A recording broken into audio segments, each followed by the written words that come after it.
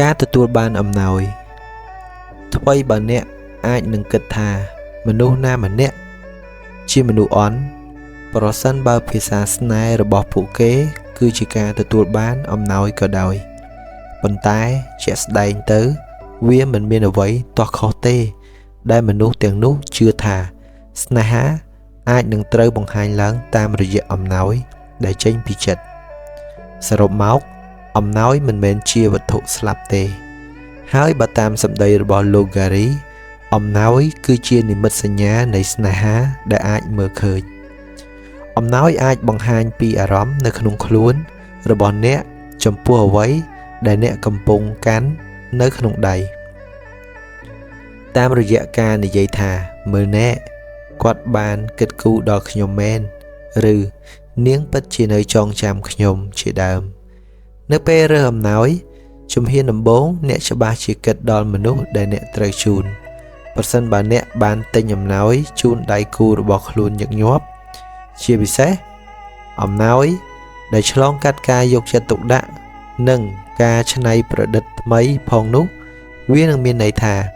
អ្នកតែងតែគិតគូរដល់ពួកគេជានិច្ចមនុស្សដែលប្រើភាសាស្នេហ៍តាមរយៈការទទួលបានអំណោយនិងការកែប្រែពីសកម្មភាពនៃការជូនអំណោយទៅជាបទពិសោធន៍ក្នុងការបំពេញសេចក្តីត្រូវការរបស់អារម្មណ៍យ៉ាងពេញលេញការយកចិត្តទុកដាក់ហើយអ្វីដែលកាន់តែសំខាន់គឺអារម្មណ៍នៃការស្រឡាញ់តបវិញចេញពីដួងចិត្តអំណោយអាចកើតចេញពីការទិញការស្វែងរកនិងការធ្វើខ្លួនឯងទាំងនេះគឺជាចំណុចសំខាន់ដែលអ្នកត្រូវដឹងនៅក្នុងភាសាស្នេហ៍មួយនេះ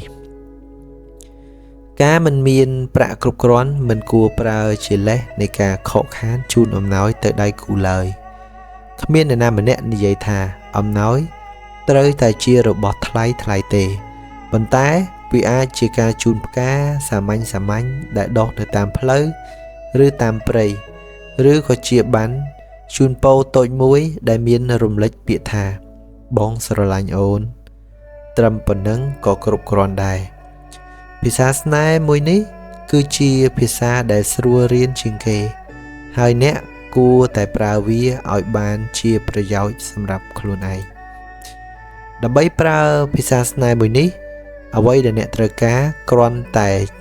ជាបញ្ជីមួយដែលមានសេចក្តីកត់ត្រាទុកអំពីបំណងប្រាថ្នាមួយចំនួន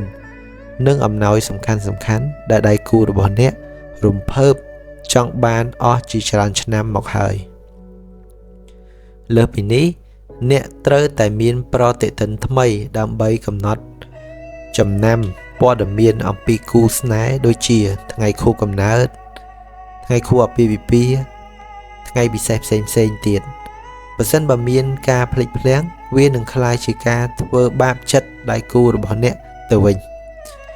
ដែលអ្នកប្រើភាសាស្នេហ៍ប្រភេទនេះចំពោះមនុស្សដែលប្រើភាសាស្នេហ៍ទី3នេះអ្វីដែលពួកគេត្រូវការបំផុតគឺការនៅក្បែរ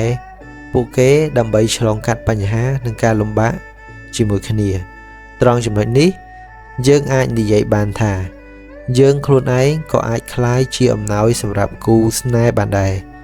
ការបង្ហាញខ្លួនក្នុងកលៈទេសៈចាំបាច់គឺជាអំណោយដ៏វិសេសបំផុតដែលអ្នកអាចឲ្យទៅដៃគូជីវិត